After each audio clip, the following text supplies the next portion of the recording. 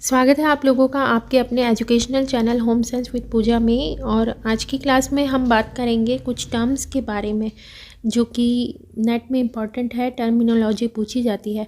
और ये जो एक्चुअली हुआ क्या, ये क्लास जो है ऊपर से मेरे को रिकॉर्ड करनी पड़ रही है क्योंकि कुछ रीजंस टेक्निकल इशू की वजह से ये ऊपर से मतलब जब मैं रिकॉर्ड कर रही थी तो जो आवाज़ है वो अच्छे से रिकॉर्ड नहीं हो पाई।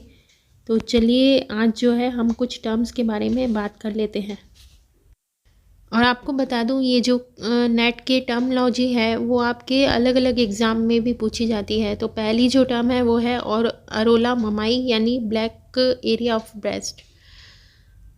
दूसरा आपका है वंशानुक्रम, यानी वंशानुक्रम हमने पहले भी बात की थी कि वंशानुक्रम क्या होता है। बच्चे में कुछ गुणों का संयोग, जो गुण बच्चे में आते हैं माँ और पापा से, वो गुण होते हैं। और ये 23 होते हैं, माता से 23 और पिता से भी 23, टोटल जो है 46 होते हैं।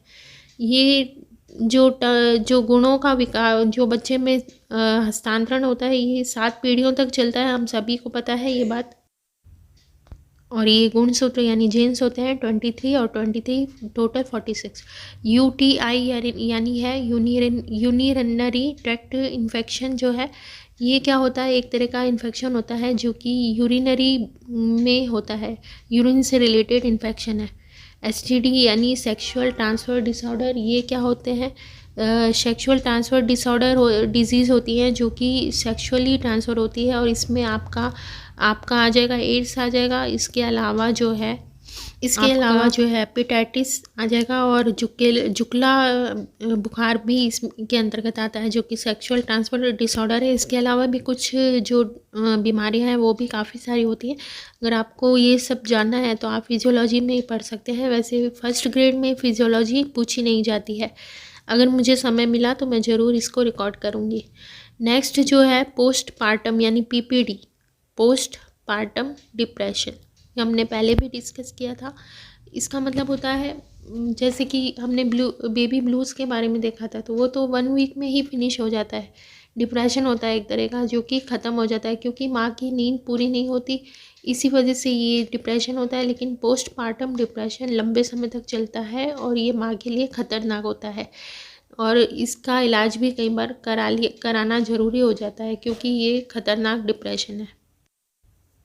इसके बाद में नेक्स्ट टर्म है HCG यानी ह्यूमन क्रॉनिक ग्रैंडोट्रोपिक हार्मोन। ये एक तरह का हार्मोन होता है जो कि जब महिला प्रेग्नेंट है, ये पता कैसे चले, तो ये पता करने के लिए HCG टेस्ट किया जाता है। इसमें जो है महिला के मूत्र में ये हार्मोन अगर पाया जा रहा है तो मतलब वो प्रेग्नेंट है। तो ये HCG यानी ह्यूमन क्रॉनिक ग्रैंडोट्रोपिक हार्मोन होता है जो कि महिला के मूत्र में पाया जाता है। इसके बाद में नेक्स्ट टर्म जो है ये प्रसव हार्मोन, हमने बात कर ही ली। और कुछ प्रसव हार्मोन होते हैं जो कि अलग अलग होते हैं। ये ग्रैंडोट्रोपिक हार्मोन जो कि मैंने आपको बता ही दिया कि ग्रैंडोट्रोपिक हार्मोन होता है, क्रॉनिक ग्रैंडोट्रोपिक हार्मोन, जो कि महिला के मूत्र में पाया जाता है। इसी से प्रेगनेंसी का पता चलता है। एक डिवाइस भी आती है इससे रिलेटेड, ये आप मुझे कमेंट करके बताइएगा क्या होती है, जिससे कि महिला प्रेग्नेंट है कि नहीं इसका पता लगाया जा सके। नेक्स्ट जो है प्रसव हार्मोन है, जैसे कि पहला एस्ट्रोजन हार्मोन। ये आपको शो नहीं हो रहा है एक्चुअली, क्लास टेक्निकल इशू की वजह से बहुत मुश्किल से जो है रिकॉर्ड हो पाई, और फिर ये आवाज़ भी अच्छे से रिकॉर्ड नहीं हो पाई। इसके लिए मैं क्षमा प्रार्थी हूँ, फिर भी पूरी कोशिश कर रही हूँ कि आपको ये अच्छे से समझ में आ जाए। तो एस्ट्रोजन हार्मोन जो है, इसमें एस्ट्रोजन हार्मोन एक प्रसव हार्मोन है, महिलाओं में पाया जाता है। ये क्या करता है, गर्भाशय के संकुचन में सहायक होता है। और ये जो एस्ट्रोजन हार्मोन है ये पूरे प्रसव में निष्क्रिय रहता है, परंतु जब प्रसव हो रहा होता है बेबी का तो उस समय ये सक्रिय हो जाता है, एक्टिव हो जाता है। इसी की वजह से गर्भाशय का संकुचन और प्रसारण हो पाता है, और इसी वजह से जो है बच्चे का प्रसव यानी बच्चे का जन्म हो पाता है। नेक्स्ट आपका है ऑक्सीटोसिन हार्मोन। ये भी एक प्रसव हार्मोन से ही रिलेटेड है।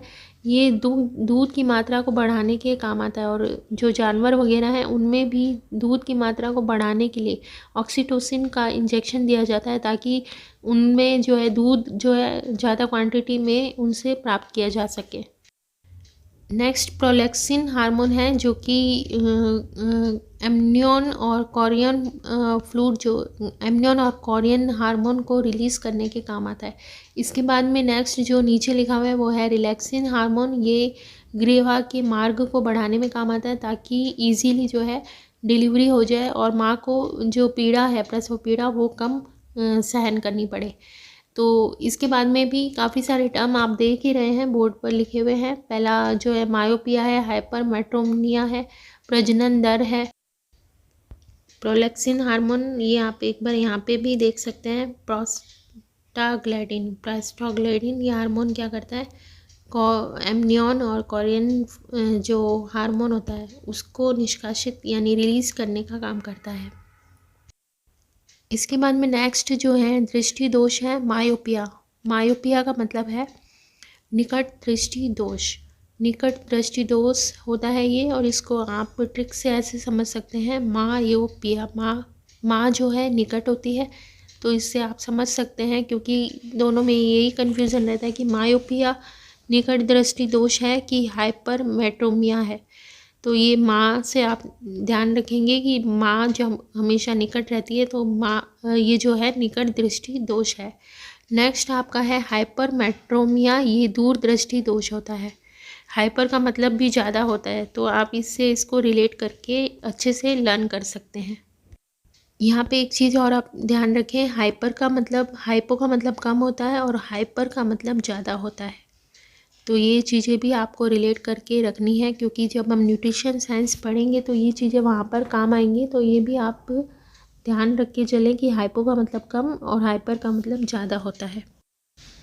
और इसके बाद में जो है अल्ट्रासोनोग्राफी है, जिसे हम सोनोग्राफी भी बोल सकते हैं। और इसमें क्या रहता है, जब बेबी की हार्ट बीट वगैरह देखनी है, उसकी पोजीशन, उसका हेल्थ देखना है, तो उस समय जो है ये सोनोग्राफी करवाई जाती है। और ये जो है ये तो आपको सबको ही पता होगा। इसके बाद में हम बात करते हैं प्रजनन दर के बारे में, जो कि इम्पॉर्टेंट क्वेश्चन है, एग्ज़ाम में फर्स्ट ग्रेड वगैरह में पूछा गया है। इन जनरल जो प्रजनन दर है वो आपकी क्या है, 15 to 49 ईयर है। क्या है, 15 to 49 ईयर। तो ये 15 to 49 ईयर है, और ये जो है इम्पॉर्टेंट क्वेश्चन है। और आप ये ध्यान रखिए कि जो प्रजनन दर है जनरली तो 15 to 49 है, परंतु इन जनरल जो है ये चेंज भी हो जाती है, क्योंकि जो है खान पान वगैरह है उसका इस पे फ़र्क पड़ता है। नेक्स्ट जो है जेस्टेशनल डायबिटीज़ है। ये एक ऐसी डायबिटीज़ है जो कि सिर्फ कुछ समय के लिए होती है, टेम्परेरी रहती है, गर्भावस्था के दौरान रहती है ये। और उसके प्रसव के बाद बेबी का जब जन्म हो जाता है उसके बाद में जेस्टेशनल डायबिटीज़ जो है ये ख़त्म हो जाती है अपने आप ही। तो ये एक टेम्परेरी डायबिटीज़ है। नेक्स्ट कंगारू पद्धति है। कंगारू पद्धति का मतलब ऐसी पद्धति जिसमें बच्चे को अपनी स्किन से चिपका के रखा जाए। इसमें क्या रहता है, प्री मैच्योर बेबी जो होता है उसको अपनी स्किन से माता चिपका के रखती है, ताकि उसके पोषण के लिए अच्छा रहे। मतलब उसका जो विकास है वो अच्छे से हो पाता है कंगारू पद्धति में। क्योंकि कंगारू में भी हमने देखा होगा, कंगारू भी अपने बच्चे को चिपका कर रखता है, तो उसी तरह से माता भी उसी तरह से अपने बच्चे को रखती है। इसके बाद में हम अब बात कर लेते हैं गर्भावस्था की समय अवधि क्या क्या रहती है। तो अगर मंथ में काउंट किया जाए तो 9 मंथ 7 डेज़, और अगर ये डेज़ में काउंट की जाए 280 डेज़ रहेगी। 280 डेज़ है, ये चंद्रमास नहीं है, 280 डेज़ है। तो दिनों में अगर आप देखें तो 280 डेज़ है, और वीक्स में 37 to 40 वीक ये रहता है, और 10 चंद्रमास का ये रहता है। तो ये जो है 9 मंथ 7 डेज़ 280 दिनों में अगर काउंट करें तो 280, वीक्स में अगर काउंट करें तो 37 वीक्स, और अगर चंद्रमास में इसको काउंट करते हैं तो ये 10 चंद्रमास कहलाती है। अब बात कर लेते हैं डिसमेनेरिया। डिसमेनेरिया जो है एक टर्म है जो कि महिलाओं और गर्ल्स में पीरियड के दौरान जो दर्द होता है उसको बोलते हैं डिसमेनेरिया।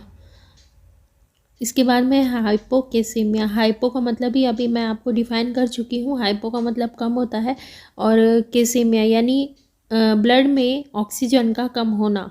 ऑक्सीजन यानी O2 का कम होना ही ब्लड में हाइपोकेसेमिया कहलाता है।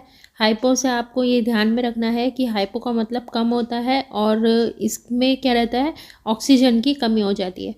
इसके बाद में हम बात करेंगे एमनियोटिक फ्लूइड सैक के बारे में। एमनियोटिक सैक और एमनियोटिक फ्लूइड दोनों अलग अलग चीज़ें हैं। सैक यानी एक तरह की थैली जिसमें कि बच्चा रहता है। एमनियोटिक फ्लूइड एक फ्लूइड होता है जिसमें बच्चा तैरता है। और ये एमनियोटिक फ्लूइड जो है इसे बचाने के लिए एक टर्म आती है जो कि मैं आगे डिस्कस करूँगी आपसे कि वो होती क्या है। इसमें क्या रहता है, इसके बाद में जो है ऑलिगो डिस क्या है, ऑलिगो वाला है। और इसमें क्या रहता है, एमनियोटिक सैक के अंदर जो फ्लूइड है वो कम होता है, ऑलिगो है। और इसमें क्या रहता है, ऑलिगो हाइड्रोमिनियोसिस है ये। और ऑलिगो हाइड्रोमिनियोसिस का मतलब एमनियोटिक फ्लूइड का कम होना। अगर एमनियोटिक फ्लूइड कम होगा तो बच्चा तैरने में उसको प्रॉब्लम रहती है। इसके बाद में नेक्स्ट टर्म है पॉली हाइड्रोमिनियोसिस। पॉलीहाइड्रोमिनियोसिस में पॉली का मतलब ज़्यादा होता है, और इसमें क्या रहता है, जो सैक होता है एमनियोटिक सैक, उसमें एमनियोटिक फ्लूइड की कमी रहती है। उसमें एमनियोटिक फ्लूइड ज़्यादा रहता है। इस वजह से जो गर्भाशय है उस पर जो है प्रेशर भी पड़ता है, तो इससे माँ को बहुत ज़्यादा प्रॉब्लम भी रहती है।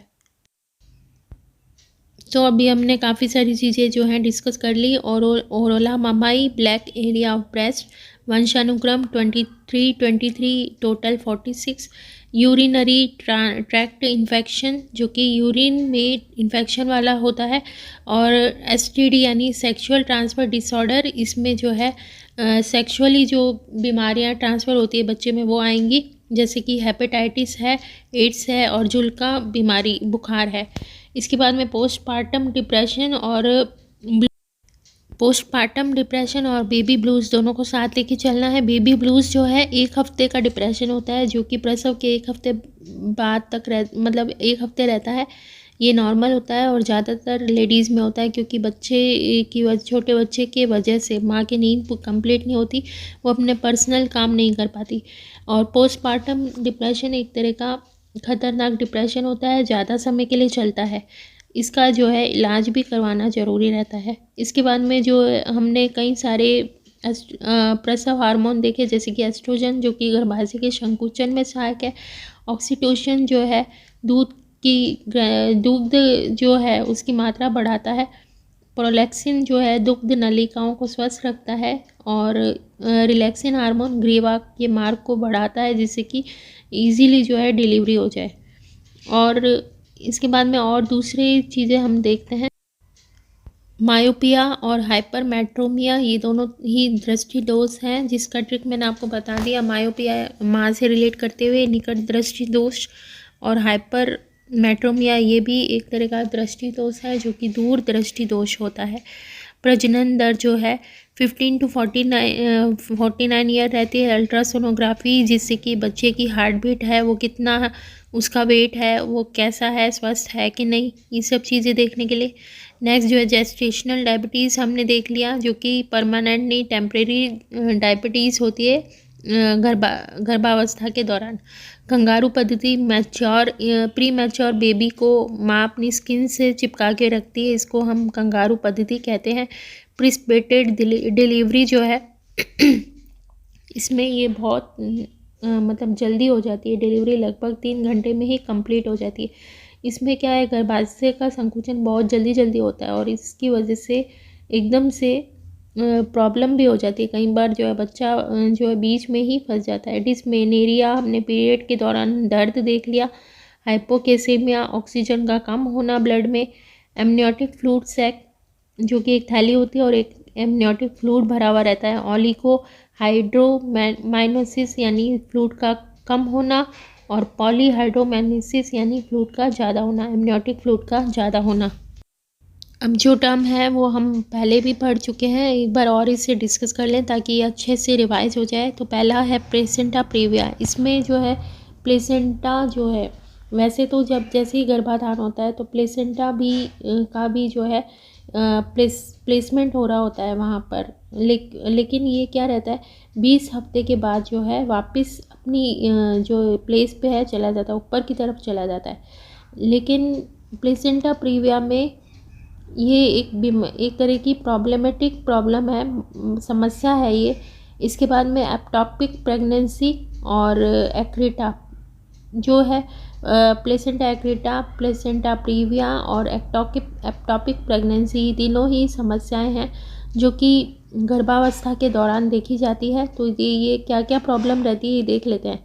प्लेसेंटा प्रीविया का मतलब होता है प्लेसेंटा का एक प्लेसेंटा, वैसे तो प्लेसमेंट होता है उसका वहीं पर ग्रीवा के पास, लेकिन ये 20 सप्ताह या 20 हफ्ते के बाद जो है ऊपर की तरफ चला जाता है। लेकिन अगर ये फिर भी ऊपर ना जाए 20 हफ्ते के बाद भी, तो ये एक प्रॉब्लम है।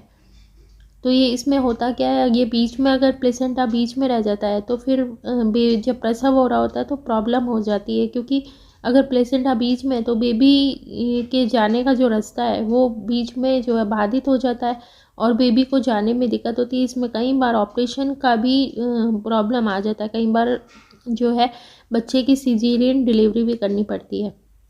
इसके बाद में हमने देखा एक्रीटा यानी प्लेसेंटा एक्रीटा। इसमें जो प्लेसेंटा है वो गर्भाशय की दीवारों से इतना ज़्यादा जकड़ के चिपक जाता है कि निकलता नहीं है। हमने जाना था पूर्ण प्रेगनेंसी क्या होता है। पूर्ण प्रेगनेंसी में प्लेसेंटा है, एमनियोटिक फ्लूइड है, सैक है, ये सारी चीज़ें बाहर आ जाती हैं, तभी वो पूर्ण प्रसव कहलाता है। लेकिन इसमें क्या रहता है, एक्रीटा, प्लेसेंटा एक्रीटा में गर्भाशय की दीवार से बहुत अच्छे से ये चिपक जाता है और ये फिर निकलने में भी इसको परेशानी रहती है और कई बार जो है ऑपरेशन या चीर फाड़ करके इसको निकाला जाता है, जो कि एक प्रॉब्लमेटिक समस्या है। कई बार ऑपरेशन है या फिर जो ग्रीवा का मुख बड़ा करने के लिए भी चीरा लगा के इसको बाहर निकाला जाता है ताकि जो है पूर्ण प्रेगनेंसी हो जाए, क्योंकि अगर ये अंदर ये रहेगा तो सेप्टिक हो सकता है और जहर फैल सकता है और माँ की जान को खतरा भी हो सकता है। इसके अलावा जो है एप्टॉपिक प्रेगनेंसी, हमने पहले भी पिछली क्लास में भी देखा था एप्टॉपिक प्रेगनेंसी क्या होता है। इसमें जो एमनियोटिक सैक होती है, जो मतलब फैलोपियन ट्यूब होती है, एक रास्ता होता है फैलोपियन ट्यूब, अगर बच्चे जो निषेचित अंडाणु है वो अगर फैलोपियन ट्यूब में ही विकसित हो जाए तो ये एप्टॉपिक प्रेगनेंसी कहलाती है। क्योंकि फैलोपियन ट्यूब का जो साइज़ है वो बड़ा नहीं हो पाता है, ये इसमें जगह भी नहीं होती है, तो ये बच्चा जो है वहीं पर विकसित होने लगता है, जो कि बहुत ज़्यादा मुश्किल भी हो जाता है कई बार, क्योंकि गर्भाशय तो क्या है संकुचित प्रसारित होता है, लचीला होता है, फ्लेक्सिबल होता है, तो ईजीली बड़ा, उसका साइज़ बड़ा छोटा ईजीली हो जाता है, इसमें ये प्रॉब्लम रहती है। नेक्स्ट है वासा प्रीविया। इसमें जो है प्लेसेंटा की जो नसें हैं, प्लेसेंटा की जो वेन्स हैं वो बच्चे के सिर के नीचे की तरफ से होते हुए चली जाती हैं, तो ये भी एक प्रॉब्लम है। तो ये चारों चीज़ें हमें ध्यान रखनी है, प्लेसेंटा प्रीविया, प्लेसेंटा एक्विटा, एप्टॉपिक प्रेगनेंसी जिसमें कि फैलोपियन ट्यूब में ही बच्चे का विकास होने लगता है, और वासा प्रीविया यानी जो प्लेसेंटा है उसकी नसें जो हैं वो बच्चे के सिर के नीचे ही विकसित होने लग जाती हैं। इसके बाद में ईडीडी है, मतलब प्रसव की निश्चित तिथि जो है ईडीडी कहलाती है। वार्निस कैसोसा, लेनोगो और मोकेनियम हम पहले भी पढ़ चुके हैं, इसका मतलब क्या होता है आपको बताते हैं। तो वार्निस कैसोसा का मतलब होता है वाइट कलर का पदार्थ जो होता है बच्चे के शरीर पर चिपका रहता है, इससे बच्चे को सुरक्षा मिलती है, क्योंकि बच्चा 9 महीने तक पानी में रहता है, फ्लूइड में रहता है। तो आपने ये देखा भी होगा कि कई बार हम भी अगर ज़्यादा देर पानी में रह जाते तो हमारी जो त्वचा है वो संकुचित सी हो जाती है। इसी तरह से बच्चे को इस संकुचन से बचाने के लिए ये वार्निस कैसोसा उसकी त्वचा पर लगा रहता है, जो कि एक वाइट कलर का चिपचिपा पदार्थ होता है जो कि बच्चे के शरीर पर लगा रहता है। और ये जो है बच्चे की संकुचन, जो पानी में जो मतलब रह रहा है बच्चा 9 महीने, उससे बचाने का काम करता है। उसके अंदर उसको कोई प्रॉब्लम ना आए, उसकी त्वचा पे कोई गलत इफ़ेक्ट ना पड़े, उसके लिए जो है ये वार्निश कैसोसा जो है बच्चे के शरीर पर लगा रहता है। ये चीज़ें हमने जो है अपने प्रैक्टिकली व्यावहारिक जीवन में भी देखी हैं कि हम जो हैं ज़्यादा अगर पानी में रह लें तो हमारी भी त्वचा संकुचित हो जाती है। उसी तरह से बच्चे की त्वचा को संकुचन से बचाने के लिए उस पे ये लगा रहता है। लेनुगो जो है बच्चे के पेट के बाल होते हैं जो कि छोटे, बहुत छोटे और कोमल होते हैं, बच्चे के शरीर पर होते हैं। मोकोनियम जो है वो बच्चे का प्रथम जो है मल होता है, और ये हम जान गए थे पहले भी कि इसके निष्कासन में बच्चे की हेल्प कौन करता है, कोलेस्ट्रम, जो कि प्रसव के तुरंत बाद जो है स्रावित होता है और 1 हफ्ते तक चलता है। पीले रंग का गाढ़ा पदार्थ होता है जो कि बच्चे के पाचन में जो है सहायक रहता है और बच्चे को इजीली प्रथम जो मल है वो त्यागन में हेल्प करता है।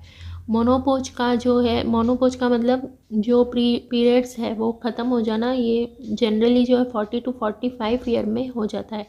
आरोपण का मतलब होता है निषेचित एग जो है उसका गर्भाशय में प्लांट होना, उसका आरोपित होना ही ये कहलाता है। और नेक्स्ट जो है हम देख लेते हैं क्या है टर्म। तो नेक्स्ट टर्म जो है वो है मिनार्की और स्पर्मार्की। मिनार्की का मतलब होता है महिलाओं में नहीं, मतलब जो छोटी बच्चियां होती हैं उनमें 12 से लेके 15 तक की साल की जो बच्चियां, पहले तो क्या है 15 साल में बच्चियों में पीरियड्स रहता था, परंतु अब जो है जल्दी रह जाता है। खान पान का इसमें फ़र्क पड़ता है। मिनार्की में जो बच्ची है उसमें क्या रहता है, पहला जो पीरियड है वो आना ही मिनार्की कहलाता है। और ये जो इम्पॉर्टेंट क्वेश्चन है कई बार पूछा भी गया है। स्पर्मार्की का मतलब है किशोरों में स्पर्म का बनना, पहली बार बनना ही, शुक्राणुओं का बनना ही जो है स्पर्मार्की कहलाता है। और ये मिनार्की और स्पर्मार्की जो है ये दोनों ही चीज़ें बच्चे के खान पान, बच्चे के रहन सहन पर डिपेंड करता है कि किस तरह का वो खाना ले रहा है, किस तरह का उसका जो है विकास है, ये सारी चीज़ें उस पर डिपेंड करती हैं। ये एज जो है 12 से लेके 15 तक हो सकती है, या मतलब 15 इनके बीच बीच में ही रहती है ये एज। अब जो है प्रिसिपिटेड डिलीवरी जो है हमने पहले ही बता दिया था, मतलब बहुत जल्दी से डिलीवरी हो जाना, लगभग 3 घंटे में ही डिलीवरी पूर्ण हो जाती है। और ये बहुत ही दुखदायी होती है क्योंकि इसमें जो दर्द है, प्रसव पीड़ा है, वो भी बहुत ज़्यादा तेज़ होती है। तो ये बहुत दर्ददायक होती है, बहुत ही दुखदायी होती है ये। और ये रेयरली होता है, वैसे देखा नहीं जाता, लेकिन इन जनरल तो देखा नहीं जाता, परंतु रेयरली कई बार हो जाता है ऐसा। इसके बाद में हमने जो है कई सारी चीज़ें देख ली, गर्भावस्था की समय अवधि देख ली, और भी कई सारी चीज़ें जो हैं हमने देख ली। डिस्मेनोरिया पीरियड के दौरान जो दर्द होता है उसको कहते हैं। और ये डिलीवरी का ये मैं लिख रही हूँ, प्रिसिपिटेड यानी पहले बहुत जल्दी से डिलीवरी हो जाना, इसको इस तरह से रिलेट कर सकते हैं। प्रिसिपिटेड, प्री यानी पहले, जल्दी हो जाना, पहले मतलब प्री मैच्योर बेबी नहीं होगा, इसमें समय तो पूरा ही होगा बच्चे का, लेकिन जो डिलीवरी का समय हमने देखा था 6 से 7 घंटे का समय रहता है। अलग अलग 3 चरणों में जो है डिलीवरी कंप्लीट होती है। तो इसमें क्या है, ये सारा जो शुरू से पहली प्रथम अवस्था, द्वितीय और तृतीय अवस्था, ये तीनों ही 3 घंटे में कंप्लीट हो जाती है। अब कुछ टर्म्स जो हैं वो बच्चियों की खान पान से रिलेटेड है, जो कि किशोरियों से रिलेटेड है, मतलब मेनली किशोरियों से रिलेटेड है, क्योंकि किशोरावस्था में बच्चे अपना जो शरीर है उसकी फिटनेस है, अपनी सुंदरता वगैरह, इसके लिए बहुत ज़्यादा सजग रहते हैं, बहुत ज़्यादा इस चीज़ पे ध्यान रखते हैं।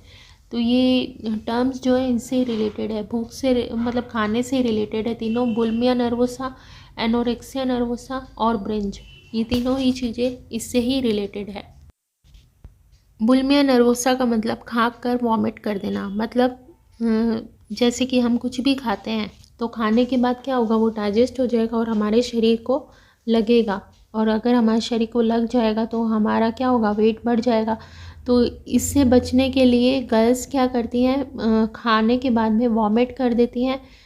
जैसे कि समोसा वगैरह है, मन कर रहा है खाने का, लेकिन इसमें हुआ क्या, इसका टेस्ट भी हमने ले लिया, समोसा खा भी लिया और क्या किया, वॉमिट कर दी, जिससे कि ये डाइजेस्ट भी नहीं हुआ और हमारे शरीर को लगा नहीं और हम मोटे नहीं हुए। तो ये जो है किशोरियों में देखा जाता है बुलिमिया नर्वोसा।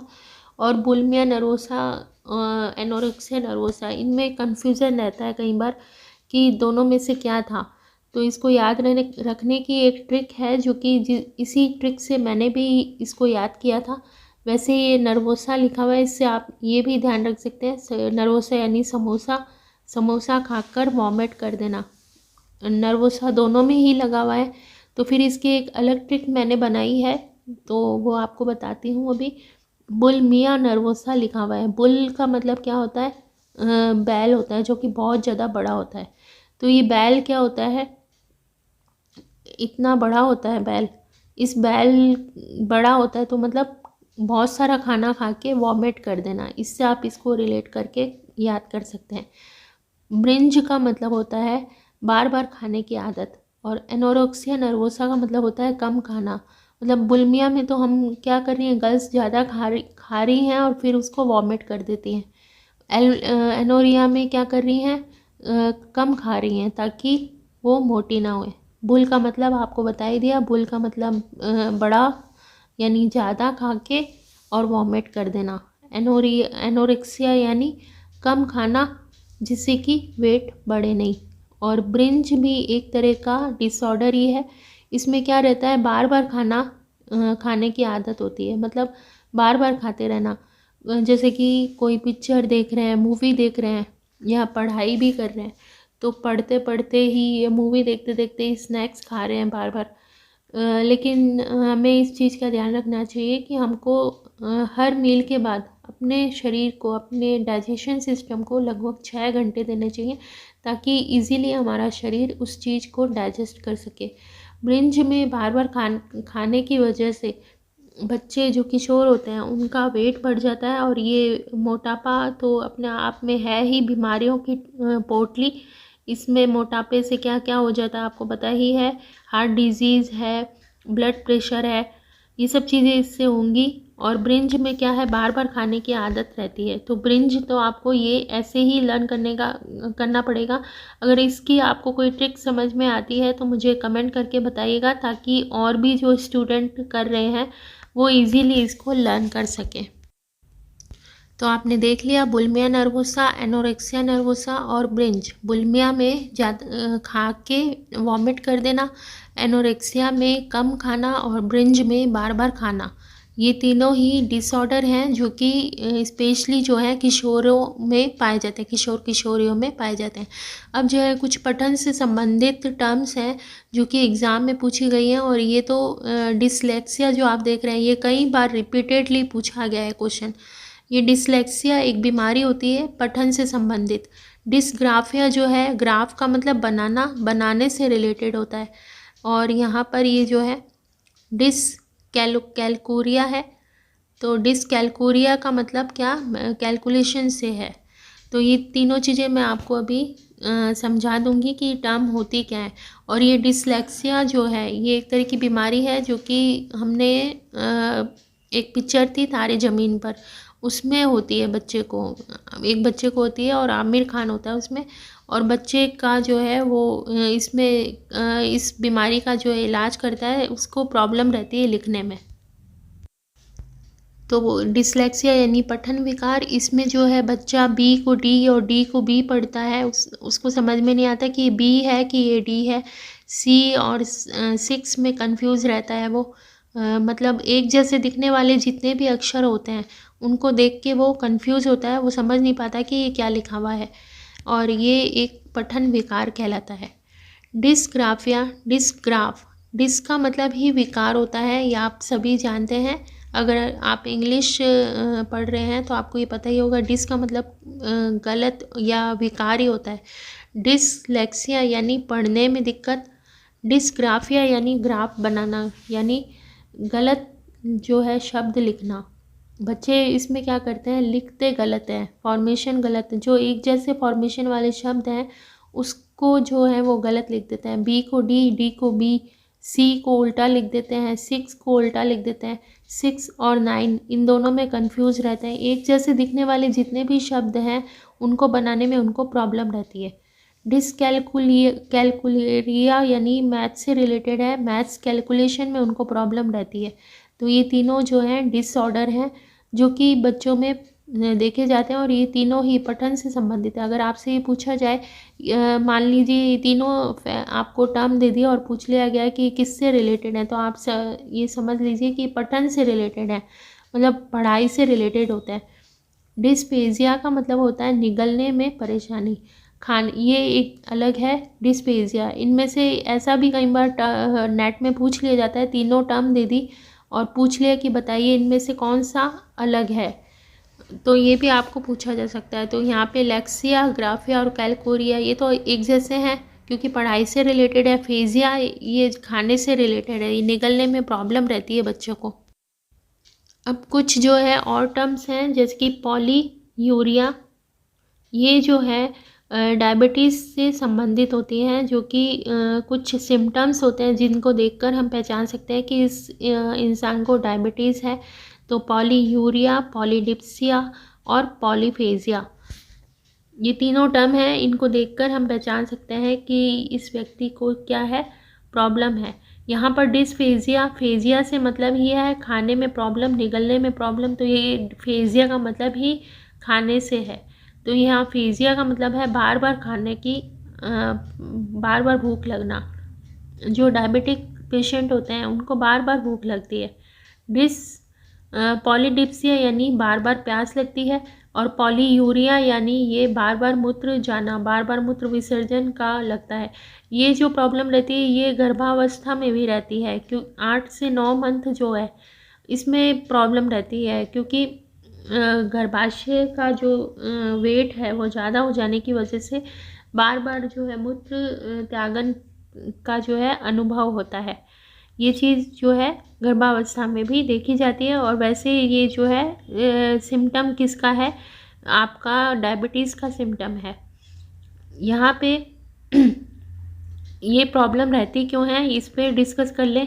ये डिस्फेजिया, बार बार भूख लगना, क्यों, क्योंकि जो इंसुलिन हार्मोन है वो या तो डायबिटीज़ में रिलीज़ ही नहीं होता या फिर कम होता है। इसकी वजह से जो कार्बोहाइड्रेट है, जो ग्लूकोज होता है, वो सारी नसों में हमारे शरीर में जाने की बजाय ब्लड में ही घूमता रहता है, और इसी वजह से जो है व्यक्ति को, जो पेशेंट है डायबिटिक, वो उसको बार बार भूख लगती है, भूख का एहसास होता है, और साथ ही बार बार उसका गला भी सूखता है, उसको बार बार प्यास भी लगती है।